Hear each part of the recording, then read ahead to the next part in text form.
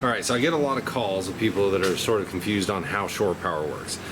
Don't overcomplicate it. A shore power cable is just a fancy way of saying an extension cord. It's a 4-wire 50 amp plug. I've got one already strung out here. So you just plug the male into the building, just like this.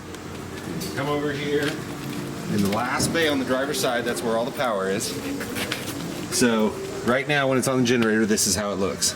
This female comes off the generator. The male is what goes up and powers the BandWagon, right? So get your shore power cable plugged into the building. Before you plug in the BandWagon, this is what the female looks like. And there's a wiring diagram. Sometimes it's on the shore power cable, sometimes it's on the house side, but there's your wiring diagram. The most important thing is you got to get a voltmeter. This is your insurance policy.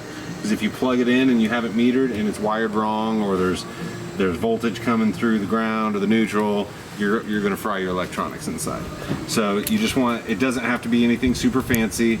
You just need something that will read AC voltages. So switch over to AC, and then this thing's got a little stand on it. So this one that looks different than all the rest, that's your ground. The one directly opposite of that, that's your neutral. These two are both hot. 240 volts total is what you want.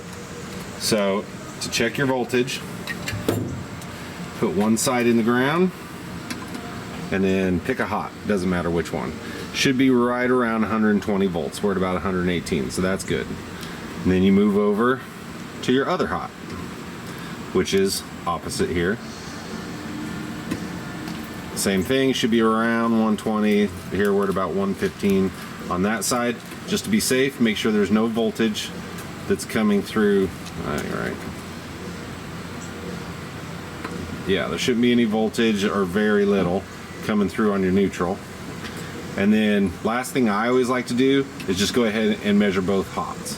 And you should be somewhere around 240 volts, 230 to 245, anywhere in there is fine. Right now we're at 232. So now that we know that our plug is wired up correctly, unplug the house side, plug it in to the shore power cable, you've got power upstairs. Now, as far as when you shut off your generator, before you do all this, after you do all this, it doesn't matter.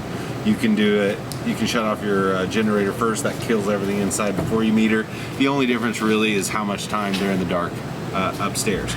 With the generator running, once you unplug the male house plug, everything, it doesn't matter if the generator's running, there's no electricity going on up in here until you plug it into the shore power cable. And that's how you